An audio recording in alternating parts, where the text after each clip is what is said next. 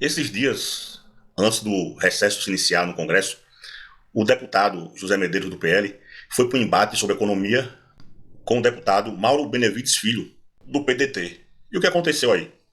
Mauro Benevides, economista e professor, acabou dando uma aula de economia a esses bolsonaristas, que vivem tentando lacrar em cima de um dado ou outro econômico que não seja tão favorável assim ao governo e esquecem do contexto macroeconômico geral e dos principais indicadores econômicos, que todos os principais indicadores são sucesso no governo 3 de Luiz Inácio Lula da Silva. Então veja o que o professor aí vai falar e vamos aprender de verdade um pouquinho sobre economia, né? Eu penso que o governo deu um tiro no pé quando demonizou o teto de gastos, porque os gastos sempre pressionam. E o governo tinha pelo menos uma desculpa de dizer, olha, eu tenho um teto aqui, eu não posso ultrapassar. E quando ele se desobriga a isso, ele cai numa cilada que nem essa da agora, que ele precisa passar uma mensagem para o mercado, e até na hora de passar a mensagem ficou difícil, e eu penso que ele também confunde quando ele tenta pessoalidade. O mercado não é uma pessoa. Quando a gente era pequeno, hoje não tem mais, mas passava mercúrio cromo, aquilo era só pintava o machucado, né? Não tinha efeito nenhum. E é o que está acontecendo agora, a meu ver, nem uma coisa nem outra. Eu penso que nós estamos com um problema sério em termos econômicos na mão, devido à pressão, principalmente pelo monte de gastos que foi feito, praticamente uma pandemia, né? No governo Temer e no governo Bolsonaro, houve um achatamento do salário mínimo, porque ele só crescia pela variação da inflação. Esse foi o grande achatamento que foi feito do poder de compra de toda a massa salarial, sobretudo nesse nível mais baixo. Quando o presidente Lula entra, ele retoma a política que já era anterior, que já tinha sido posta em prática, que era fazer a variação do salário mínimo pela inflação, mais o que nós economistas chamamos de ganho real. Ou seja, lá no Ceará a gente diz um plus a mais. Ou seja, vai ter além da inflação, você vai ter um ganho real para que você possa crescer o seu poder de compra. Então hoje estava definido para crescer a inflação mais a variação do PIB, ou seja, da riqueza do país, de 2 anos atrás, que você acaba de mencionar, de 2,9%.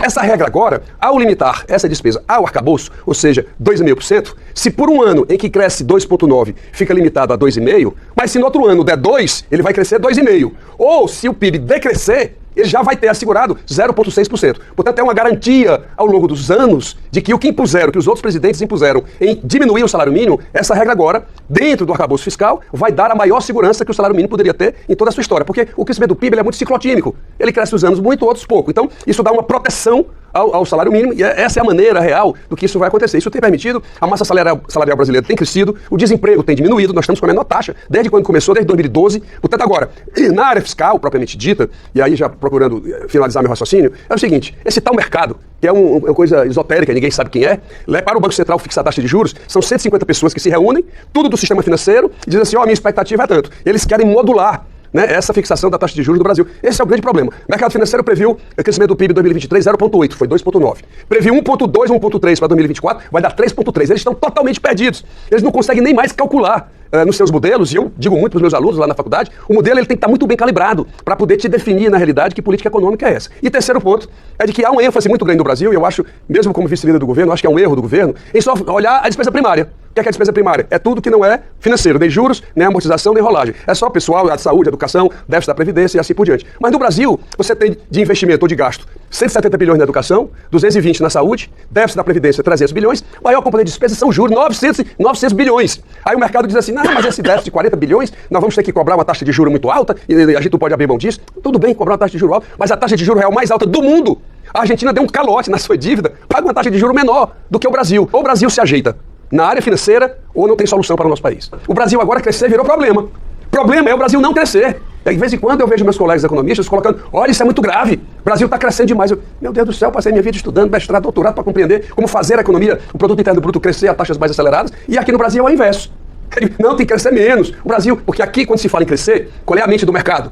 Que é juros mais altos. Só isso que eles querem. Porque pressionam, em tese vai pressionar preço. A gente devia estar tomando medidas, era para induzir o crescimento, de aumentar a produção para fazer face a esse possível aumento de demanda que está acontecendo no Brasil. Mas não existe discussão sobre isso. PIB cresceu, veja que nesse crescimento do terceiro trimestre, o investimento vem há 3 trimestres crescendo, que nós economistas chamamos de formação bruta de capital fixo, traduzindo é o investimento propriamente dito, ele está crescendo há 3 trimestres consistentemente. Se isso está crescendo, eu já tenho pelo menos uma perspectiva de crescimento no futuro, que é outra coisa boa, e está na hora do mercado acabar com essa crítica de que crescer é ruim. Eu não sei quem incutiu isso na cabeça das pessoas. Vamos incentivar a produção, aumentar a oferta para que esse possível aumento de demanda possa ser chancelado pelo aumento de oferta e o impacto dos preços será zero. Que aula, hein, Mauro Benevides? Que aula, hein? Que aula quase que perfeita, né?